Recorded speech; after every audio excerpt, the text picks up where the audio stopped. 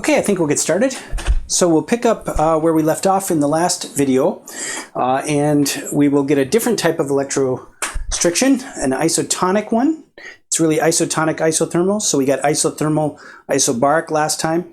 Isotonic means constant chemical potential in this case. It's not probably a typical term that's used. It's used in other settings more with salt solutions, I think, but we'll call it isotonic here.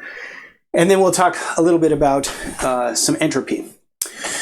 So, like last time, we got some advantage from using the Gibbs free energy, and in particular, the one in which we Legendre transformation out, or flip-flop via the Legendre transformation to make the field the natural variable here, so the G prime.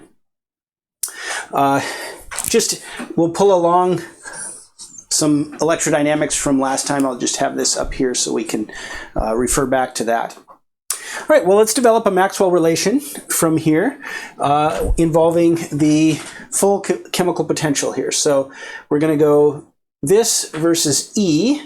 So we're going to have d mu dE. Now these are oppositely signed, so we'll get a negative sign, and then we'll have dV polarization dN. So let's work out just what this is here in blue.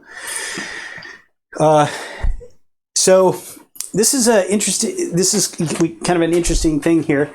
So we've got this dual terms here carrying that generalized displacement. And in this particular case, this is extensive. But what's carrying the extensive nature of it is the volume. So the volume is extensive, the polarization is not, because this whole thing has to just be linear in n. So when we take the derivative of Vp with respect to n, the polarization just comes out, and then we get dV dN, which is just the molar volume. So we get a relatively simple formula here for this, and we've now used this expression here to pull in for the polarization. So putting the minus sign back, we have a nice expression here for the full chemical potential, the slope with the electric field. Let's do another one here. Let's get d mu with P. Okay, so now we're going to do a Maxwell relation here. So we're going to get d mu dP, and then these are the same signs, so there won't be a negative sign here. And then dN, or sorry, dV dN. And again, dV dN is just the molar volume. So we have a simple expression here for the rate of change of the full chemical potential with pressure. Well, let's use both of these then to get the rate of change of pressure with the change of the electric field in isotonic isothermal conditions. And so here we're going to use some Calc 3, and in fact, I went back and looked at my old calculus book. It was kind of fun to see how the section in there on partial derivatives, of course talking very generally, went through all those identities. And always good to refresh yourself on that every once in a while. And when I was preparing this lecture, I was able to do that. So I'm going to need a little bit of, I refer to this as Calc 3. It's in the United States, it's typically the partial derivatives are taught in the Calculus 3 course at university. So there's this expression that says that if we multiply 3 partial derivatives in the right way, it's equal to -1, and that's what's really going on here. So I'm not going to show that derivation. You can find that, but I'm going to just express it here now, and let's work it out based on what we discovered over here. So from this relation of partial derivatives, which has nothing to do with the physics at all, just a math thing, we have this already. So that's this. Now there's a minus sign and a minus sign, so that'll be a positive sign. So that's chi e Vm. And then we have this, which is Vm. So those two will cancel, and we're left with just chi e. Very simple expression for this guy. In terms of the dielectric constant, which is often what we do in thermodynamics. And if you didn't watch the previous video, what we're inherently doing here is we're working in units where the permittivity of free space is equal to 1. So this should really have a permittivity of free space here, and that'll just carry itself through. Okay, so how do we interpret this? This is the change in pressure with the change in the electric field. So if we have this electrostriction, that's going to want to suck particles in. And if you haven't looked at the previous video, I encourage you to go look at that so you can look at the Frank Apparatus to get a better sense of how that is set up for this thought experiment to get this condition here, the isotonic condition. So we have this reservoir of fluid that's outside the field. If we have electrostriction, that's going to suck some of that in. And so to counter that, to keep it so that there's no propensity of the fluid to flow into the piston inside the field or out into the reservoir,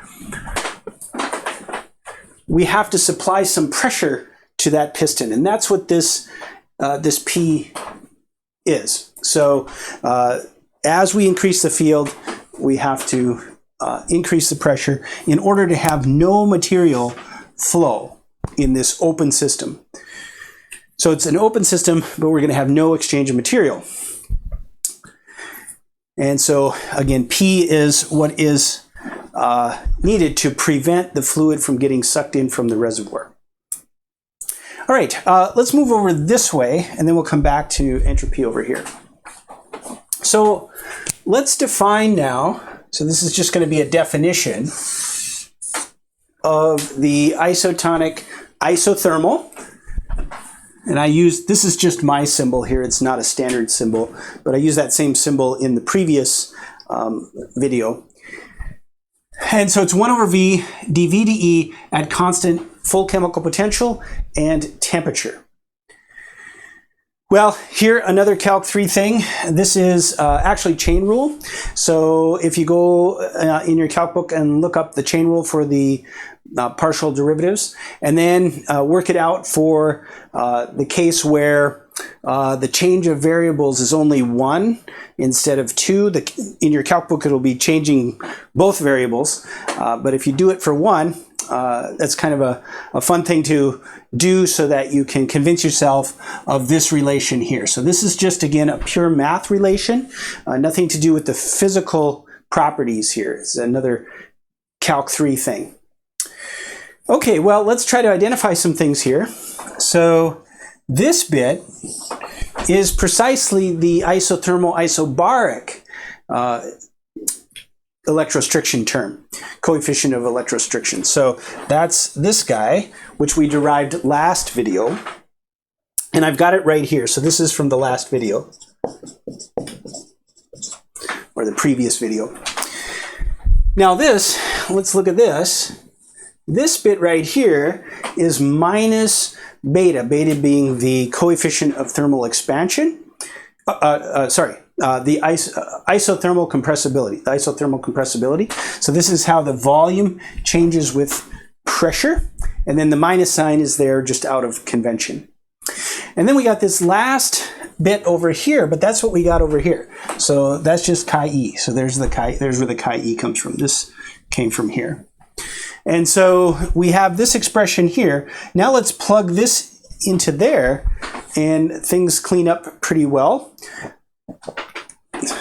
So this is a minus, so that's a plus. So we're going to have this E chi B positive minus E chi B, and so that's going to drop out. and leave us only this term here. And so that simplifies a bit, and here we have an expression for the isotonic isothermal electrostriction. All right, well, let's now turn our attention to entropy. So we'll come back to our Gibbs free energy and develop a Maxwell relation. So we're going to take S. Now we're going to take S with the E term. So ds dE, and then this is its partner. So dV polarization dt, both negative signs, so then there's no negative signs in this Maxwell relation. They've canceled. Let's go ahead and apply the product rule to this partial derivative. So this partial derivative then just becomes v depolarization dt plus polarization dv dt. Well, this bit here, this is just V alpha, I'll call it alpha bar. So that's the coefficient of thermal expansion with also constant field. So constant pressure, constant field. Coefficient of thermal expansion times V. And then this, of course, is just what the polarization is. So this whole term, the second term, is this term here. And then here, we're going to just plug in this, but look at our conditions, constant E, and so the E is going to come out, so we'll have VE, and then partial chi, partial T. So we have a EV in both terms, so we can pull that all the way out, and then so we just distribute that out, and we have this partial derivative of the electric susceptibility, and then the coefficient of thermal expansion times the electric susceptibility. So that's the change in entropy with the change in field in isothermal isobaric conditions. Let's get one more entropy, and there are certainly others, but we'll just do one more. Let's switch now and try see what the Helmholtz free energy gives us. So we're going to do the Helmholtz free energy with the Legendre transformation that swaps out the field with the polarization. And so now let's do the Maxwell relation S and E again.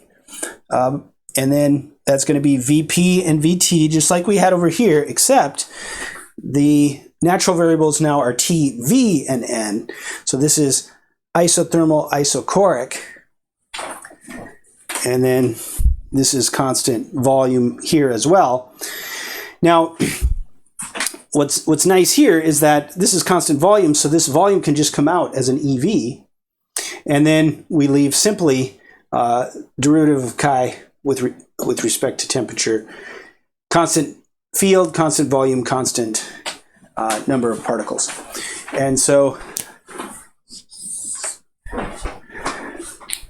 this isothermal isobaric change in entropy, this isothermal isochoric change in entropy.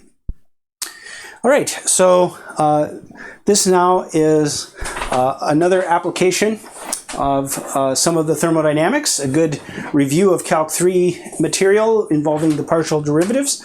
So a very nice problem to work through in terms of sort of the standard working operations that one would do in thermodynamics. So good practice here. I'd encourage you to just go over this again, sit down with a blank sheet of paper, see if you can derive some of these results. And maybe even see if you can find some other expressions for entropy as well.